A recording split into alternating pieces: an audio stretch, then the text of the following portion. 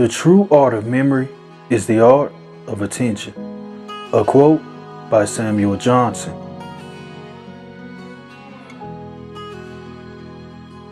For parents, memories of their children are held sacred, like their first baby steps or their first words.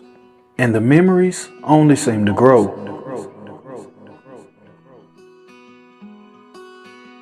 Like the first day of school or graduating from kindergarten. The big things hold a substantial place in their mind, but so do the little things, such as the evolution of their laughter over the years.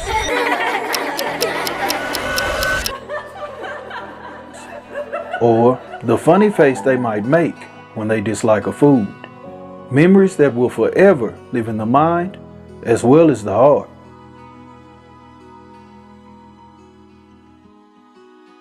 One day you'll create a final memory, and when it happens, you won't even know it.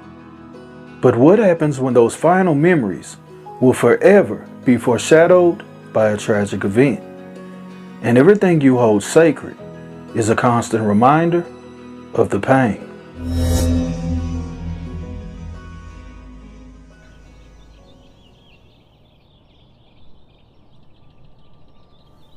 June 7th, 1995.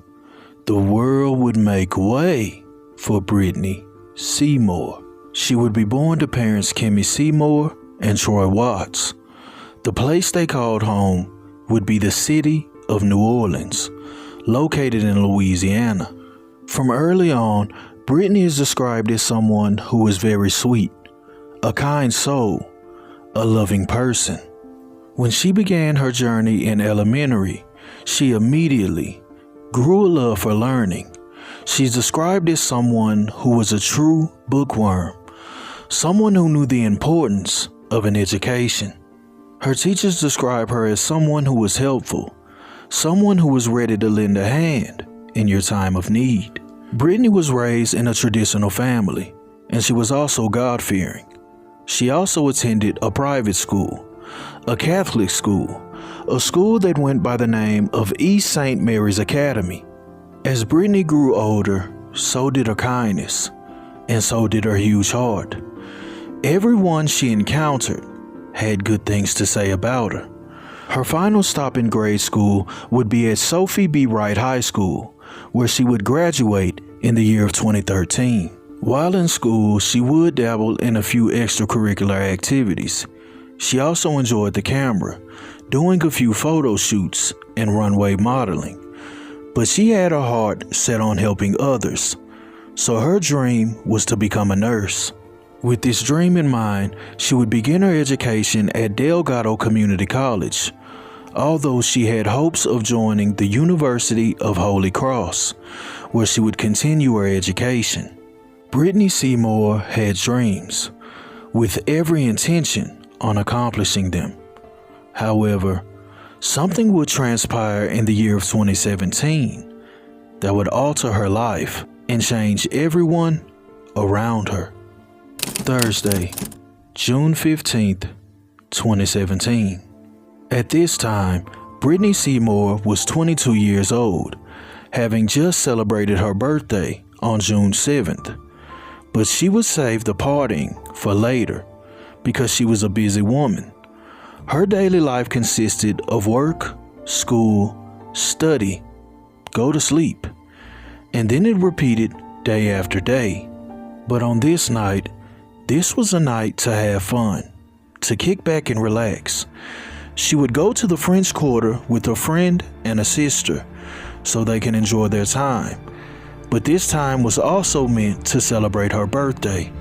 They would walk the French Quarter and stop at a few places before ultimately ending up at the House of Blues, where here they would just be enjoying their time.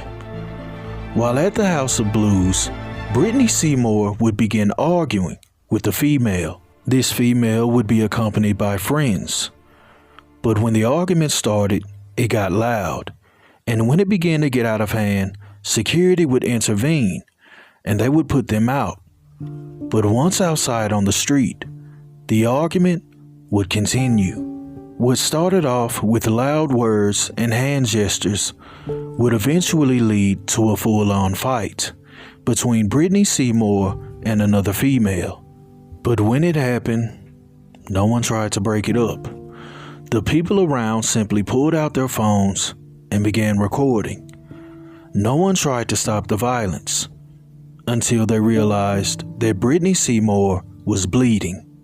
Then, and only then, would the authorities be called. At around 1:15 a.m., authorities would be dispatched to the 200 block of Decatur Street in the French Quarter, where they would find a female suffering from a stab wound. This injury would be sustained in the abdomen region, and she would be transported to the local hospital. But shortly after arriving at the hospital, Brittany Seymour would succumb to this injury, and she would be pronounced deceased. A busy night in the French Quarter, deadly for 21-year-old Brittany Seymour. People who worked nearby did not want their identities revealed, but said it started when a group got kicked out of the House of Blues. So they're screaming and yelling. Obviously, whoever they were screaming at did not want to come out. She was staying inside the bar, or inside the restaurant. The security dragged them away and told them to get out. So they left and they went across the street. He said they waited for Brittany, and when she came out, attacked, fighting for nearly a block until bystanders broke it up. But for the young victim, it was already too late. One of my customers said that she looked dead, like he could see her eyes open, but there was nothing there. Police said the woman was pronounced dead at the hospital. You and I both know it's not just this block, it's this whole city. There are 13 people that got shot on Saturday. This city is getting violent. There's obviously some underlying problem that's happening that people aren't addressing, so it just keeps escalating. You see that in urban environments. So somebody needs to address what's actually going on in these neighborhoods and what's actually happening, why these people are robbing people, why these people are becoming so violent. The House of Blues declined to talk to me, but the manager for Currency, the rapper performing there last night, did send out a tweet about 2 hours after the homicide calling for an end to the killings. If you have any information on this case that can help police, call Crime Stoppers. That number is 504-822-1111. Reporting live in the French Quarter, I'm Jennifer Crockett, WDSU News.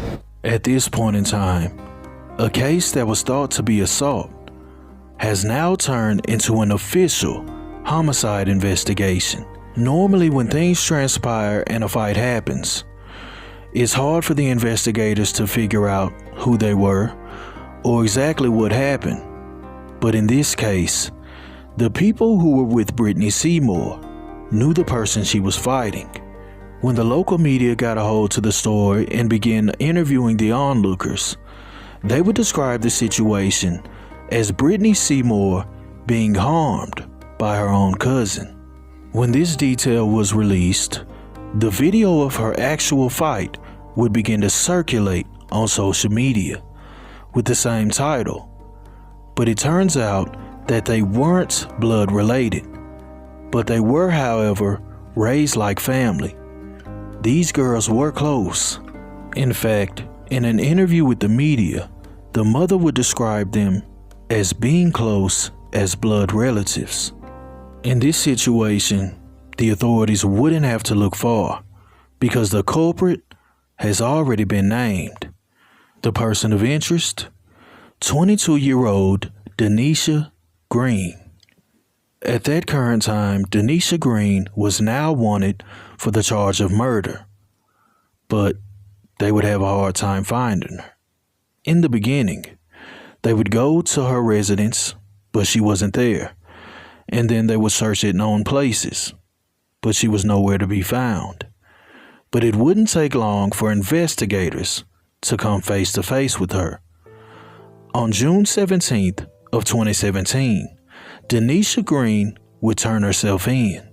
Once in the interrogation room, Denisha Green would describe her as being close to the victim. Denisha says that at one point in time, they were close friends. However, this relationship would turn sour at the hands of Brittany Seymour's ex-boyfriend. It turns out that this guy who used to date Brittany Seymour was now talking around with Denisha Green. And this would be the reason why the friendship would be terminated. With the motive now substantiated, Denisha Green would be transported to the local jail with charges pending. When court began, prosecution were seeking murder charges, but they did offer 22-year-old Denisha Green a plea deal to plead guilty to a lesser charge of manslaughter. When confronted with this, Denisha didn't want to take the deal, at least at first. She was claiming that this was a mere self-defense case. She would tell the prosecution and her lawyer that she would need time to think it over. But once back in court, her lawyer had convinced her to take the plea deal. She would ultimately plead guilty to manslaughter and aggravated assault. But when she was sentenced, people were in for a shock. Denisha Green would be sentenced to 1 year in the county jail, followed up by 5 years of probation. But there's a catch to that. That year that she has to spend in the local jail will only be served on the weekends, meaning every Friday evening she has to surrender to the local jail, and then by Monday morning she'll be out. The judge says that the reason for this sentencing was inspired because Denisha Green didn't have a history of criminal charges, so she took it into consideration. But the family was asking for a decade in jail. Well, they didn't get a decade. And if you ask me, the sentence that Denisha Green received was a slap on the wrist. She wasn't punished properly. Because if you really sit back and analyze the case, you'll realize that it's deeper than what it seems. When 22-year-old Denisha Green addressed the court, she said that she never set out to harm Brittany on that night. But the evidence suggests otherwise. On the night that Brittany Seymour was out enjoying herself with a friend and her sister, she would post on Snapchat that she was at the House of Blues. While at the House of Blues, she would just so happen to run into Denisha Green, the same woman whom she had been having words with prior. And Denisha Green just so happened to bring a weapon to the House of Blues. Also on that night, Denisha Green showed up with a group of females who I presume to be her backup, just in case anyone with Brittany Seymour wanted to get involved. Brittany Seymour and Denisha Green then begin to tussle, and then Brittany Seymour is stabbed in the abdomen. If you put all those details together, you'll come up with the fact that this was nothing short of first-degree premeditated murder. But that's my opinion. What's yours? A mother cries for justice after her daughter was violently murdered in the French Quarter while dozens of people watched and some even recorded it. 2 weeks ago, Brittany Seymour was stabbed to death on Decatur Street. NOPD arrested the alleged attacker, but as Ryan Nakan shows us, videos posted to social media reveal more people might be responsible. I got so burnt so well, I wanted to just hurt myself. And I shouldn't have to feel like that because this is my child. Brittany didn't deserve that at all. Kimmy Seymour buried her daughter Brittany last week after the 22-year-old was stabbed to death in the French Quarter. And rather than trying to put her daughter's death behind her, Kimmy says she's been forced to witness Brittany's last moments over and over again. One Snapchat post showed Brittany bleeding in the street, waiting for emergency crews to arrive. How could you record something so terrible like that? That means you don't even have a heart. You don't have a heart for to do something like that, to record someone being stabbed and losing their life.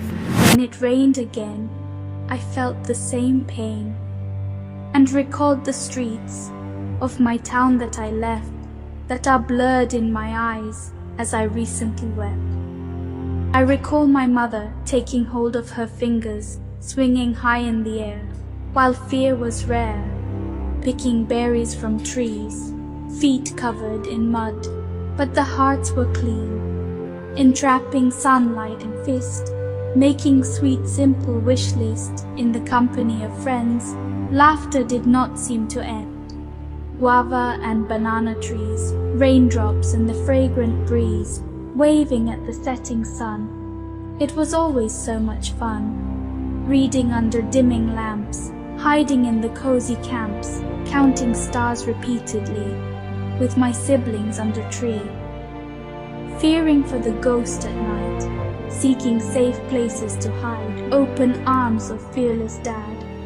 And there was always mother's lap. When it rained again, I felt an endless pain.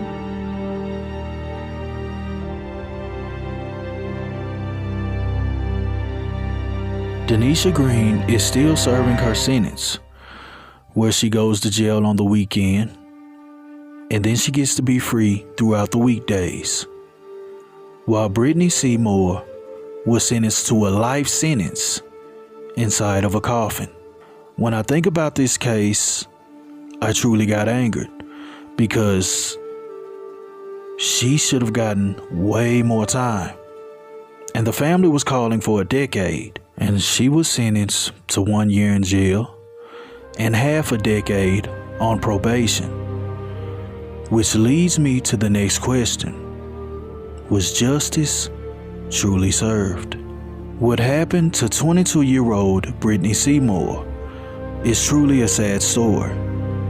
A story that began with a lovely person, someone who was kind to others, who put others before herself, and then she was ultimately taken out over what? A boy? Some guy that Denisha Green wanted to date after Brittany?